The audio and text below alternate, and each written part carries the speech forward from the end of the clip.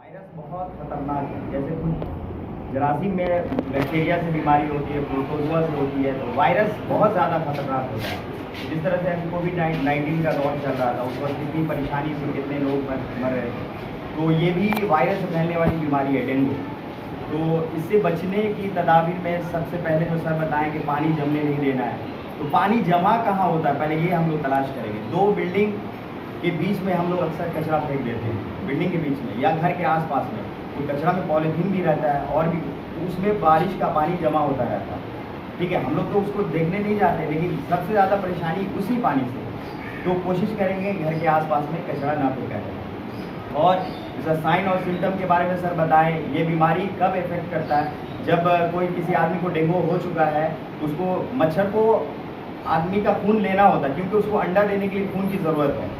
तो वो तो नॉर्मल आदमी को भी काटेगा और जिसको डेंगू है उसको भी काटेगा। वो उसको तो मालूम नहीं है कि किसको बीमारी है किसको नहीं है।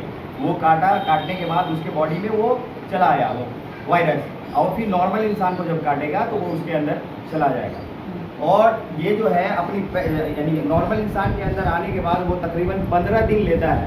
15 दिन में वो पूरे बॉडी में फैल जाता है, उसकी तादाद बढ़ जाती है। एक से यानी वो तकसीम होते होते तो बहुत सारे अपनी नस्ल को बढ़ा लेता है, और उसके बाद फिर फीवर आना शुरू होता है।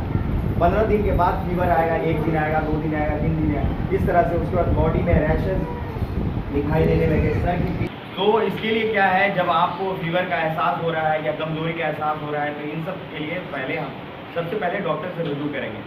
जब तक कि टेस्ट नहीं हो, ब्लड टेस्ट नहीं होगा तो हम समझ नहीं सकते हैं। तो ब्लड टेस्ट होगा, उसके बाद फिर, और इसे बचने के लिए बहुत ज़्यादा परेशानी भी नहीं है। अगर हो गया है तो अगर घर में भी अगर चाहें तो उसको कंट्रोल कर सकते हैं, लेकिन देखना है कि बीमारी बहुत ज़्यादा बढ़ न जाए, उससे पहले हम लोग डॉक्टर के पास चले जाएँ। ठीक है, तो सफाई का खास ख्याल रखिए और इस बीमारी को खुद को रोकिए और मोहल्ले वाले को, अपने बच्चों सभी को बचाना है। बच्चों को आप लोग रोज़ाना भेजिए और उन लोग के पास ट्यूशन का हॉबी बहुत रहता है, जिसकी वजह से बच्चों को थोड़ा क्लास में परेशानी होता है। बहुत सारे बच्चे बोलते हैं कॉपी नहीं है, दूसरी कॉपी लेकर चले आते हैं, और जो किताब हम लोग